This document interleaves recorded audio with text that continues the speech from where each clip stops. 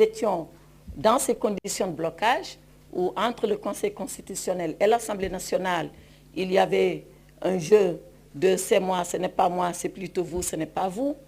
Et le président de la République, en sa qualité de garant du bon fonctionnement et du bon fonctionnement régulier des pouvoirs publics. C'est une responsabilité constitutionnelle du président de la République. Or, à l'époque, rappelez-vous, il l'avait dit lui-même, il ne pouvait donner injonction ni à l'Assemblée nationale, qui est un pouvoir souverain, ni au Conseil constitutionnel, qui est aussi un autre pouvoir souverain, et il a décidé de laisser le libre jeu des constitutions, des institutions. L'Assemblée nationale a délibéré souverainement, a estimé qu'elle devait acter par sa délibération le report. Le Conseil constitutionnel a délibéré souverainement lorsqu'il a été saisi du recours. Et quand il a rendu sa décision, qu'a fait M. le Président de la République? Je pense que ce qu'il avait dit alors pour abroger le décret convoquant le corps électoral doit se lire et se confirmer par rapport à ce qu'il a fait après. Parce qu'après, quand le Conseil constitutionnel a dit que lui, déclarer la loi votée par l'Assemblée nationale contraire à la Constitution et qu'en conséquence, déclarer nul le décret abrogeant la convocation du corps électoral, Monsieur le Président de la République a pris acte.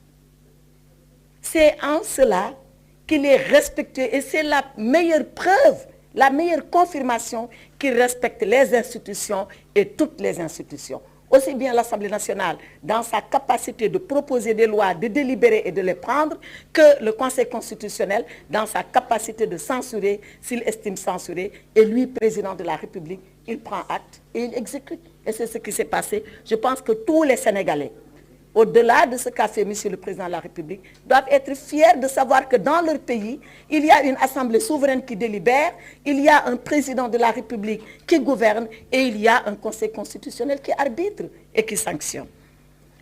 Sur la question de M. Diawara, mais bien évidemment que ça va de soi, parce que dans quoi nous sommes aujourd'hui? Nous sommes dans la mise en œuvre de la décision du Conseil constitutionnel. Donc aussi bien l'Assemblée nationale que l'exécutif se plie à cela et c'est ce qui se passe. Quant à la question qui a été posée par le républicain, c'est Mme Diawara, je crois, qui a dit que Mme Rose Wardini a retiré sa candidature. Qu'en est-il de M. Karim Meïssa Wade? Mais moi, je ne peux pas répondre à la place de M. Karim Meïssa Wade.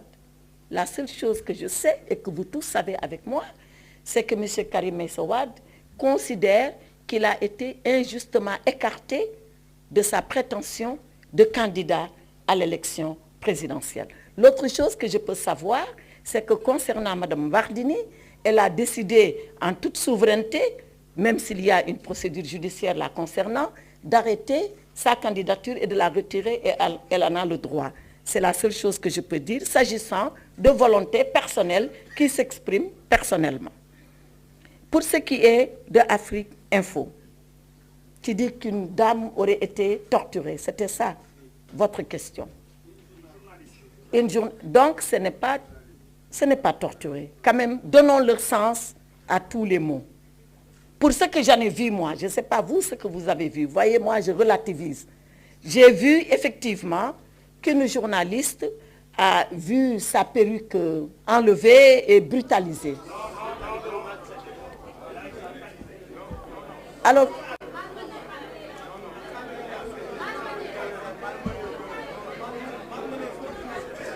oui, attends.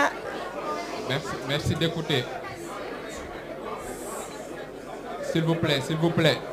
Je pense que, s'il vous plaît, je pense que j'ai eu la courtoisie, et écoutez bien quand je parle, parce que vous, quand vous me posez les questions, moi j'écoute. Écoutez bien. S'il vous plaît, j'ai eu la courtoisie de vous dire pour ce que j'en ai vu. Est-ce que j'ai tout vu? Est-ce que je n'ai pas tout vu? Je ne sais pas. Moi, je parle de ce que j'ai vu. Vous ne pouvez pas vous m'imposer ce que vous savez, ce que vous avez vu. Sauf si vous me le donnez là maintenant.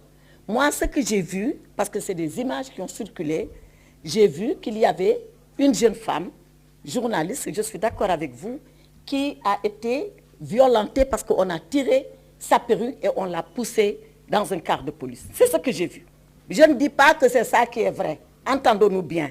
Mais ne serait-ce que ça, pour moi, je pense que l'agent de police n'aurait pas dû le faire, ou l'agent de gendarmerie. Je suis d'accord avec vous. Mais c'est des situations, quand elles arrivent, on doit savoir le pourquoi et donner la mesure de correction.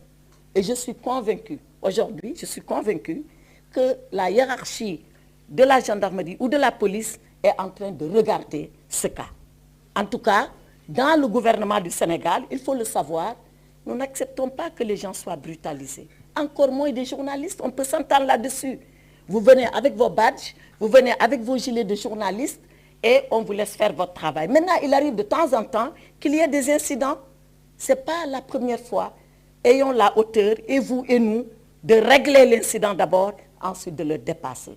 Donc, faites confiance au gouvernement, cet incident sera réglé et il sera dépassé et la liberté de manifester va continuer et l'engagement des journalistes à couvrir nos manifestations va continuer. Je vous remercie. Maintenant, et comme je l'ai dit, la torture, elle est bannie au Sénégal. Elle est bannie, elle est condamnée.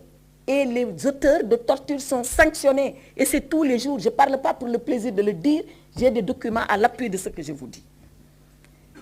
Maintenant, notre ami Massali de Libération, qui demande est-ce que l'exilé de retour va être interpellé. La seule chose que je peux dire, c'est que le Sénégal, c'est encore un état de droit. Je viens de vous rappeler tout à l'heure, dans mes propos liminaires, que ceux-là qui ont été relâchés, entre guillemets, ils bénéficient de liberté provisoire. Ils ne sont pas encore définitivement jugés et relaxés. Ils bénéficient de liberté provisoire. Donc c'est pour vous dire que la loi, elle va s'appliquer. Dans quel sens? Je ne sais pas, c'est aux juges qui vont juger de le dire. Par contre, la vocation de tous les mandats d'arrêt au Sénégal, c'est qu'ils s'appliquent et qu'ils soient exécutés, quelle que puisse être la personne. Donc, il y a des mandats d'arrêt qui ont été lancés. Ils sont actuellement à la police. Les mandats d'arrêt s'exécuteront. Et après, quand les juges décideront de mesures de clémence ou de bonne compréhension, les juges le feront en toute indépendance. Il ne me revient pas d'apprécier. La seule chose que je peux dire, c'est que la loi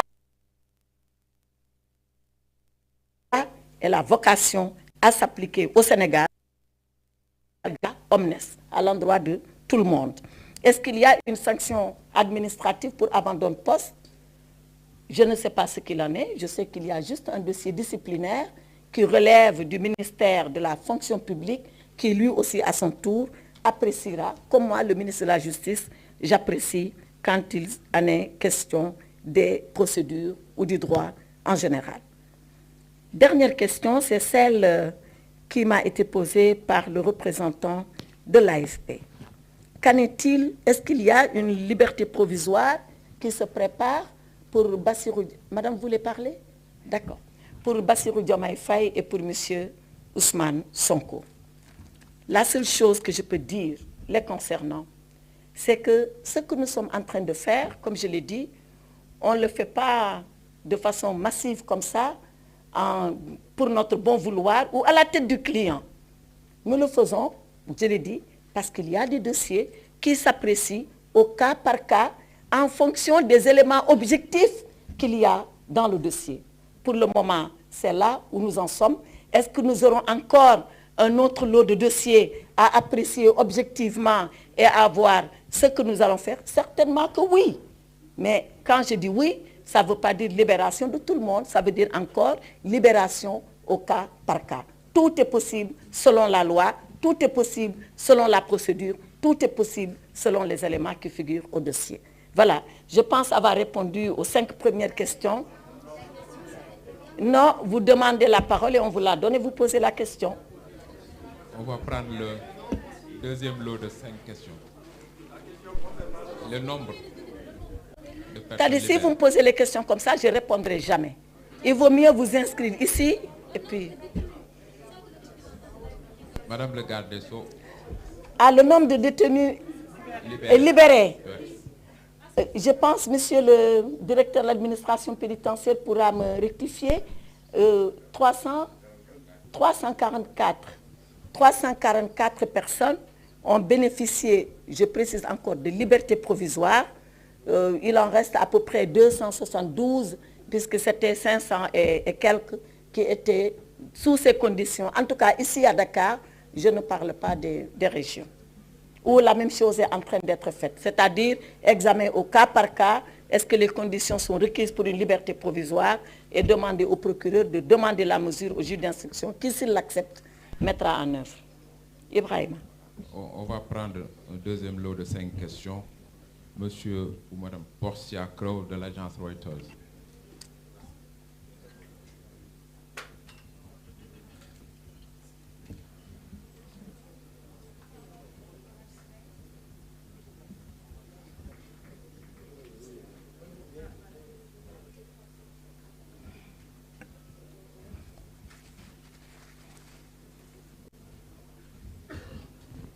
Bonjour madame. Le président il est en train de consulter les candidats. Comment devrait-il procéder avec Bassirou Faye qui est candidat mais actuellement en détention? Merci. Aïssatou Diop de l'AS.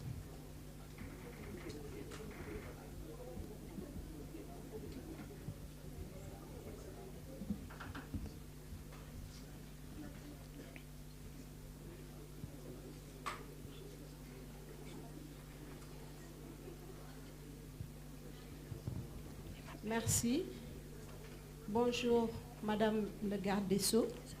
Vous êtes largement revenu sur les séries de Libération et vous dites que c'est pour décrisper l'espace politique, alors qu'elle a été beaucoup plus crispée au mois de mars 2021 et en juin 2023. Alors pourquoi maintenant? Non, c'est toujours la même question. Je n'ai pas terminé, s'il vous plaît. Merci. Ça, c'est des astuces de journalistes. Non, c'est toujours mais je crois que c'est deux questions. C'est toujours bon. la même question. Parce que vous avez répondu, mais comme je n'ai pas été satisfaite des réponses, donc permettez-moi, s'il vous plaît, de vous faire la relance sur le cas Diomaye Faye. Parce que son dossier a été introduit selon ses avocats et la demande rejetée. Qu'en est-il? Donc, s'il s'agissait d'études au cas par cas, c'est toujours la question. Oui, je n'ai pas fini. Oui, allez-y, vous avez compris? Oui. Non, terminez, je vous laisse terminer. D'accord. Si c'est au cas par cas, c'est le premier, en tout cas, c'est l'un des premiers cas à vous être exposé. Merci. D'accord, merci. Madame Afsa Anne de Sénéweb.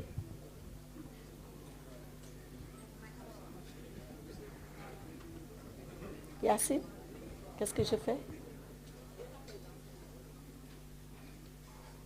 Bonsoir Madame la Ministre. Bonsoir. Je veux savoir si est-ce qu'on peut s'attendre à ce que Ousmane Sonko soit libéré dans les prochains jours? Moussa Ngom de la Maison des Reporters.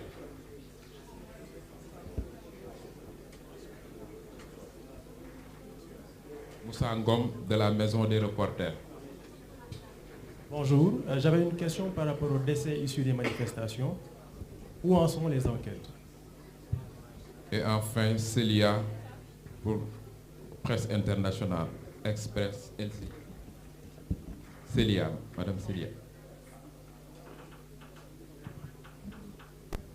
C'est quel organe de presse? Presse Internationale, l'Express et LCI. Ok, oui. LCI et Express. Oui. Bonjour Madame la Ministre. Bonjour. Vous parlez de 500 libérations potentielles, en plus des 300 et quelques qui ont déjà eu lieu.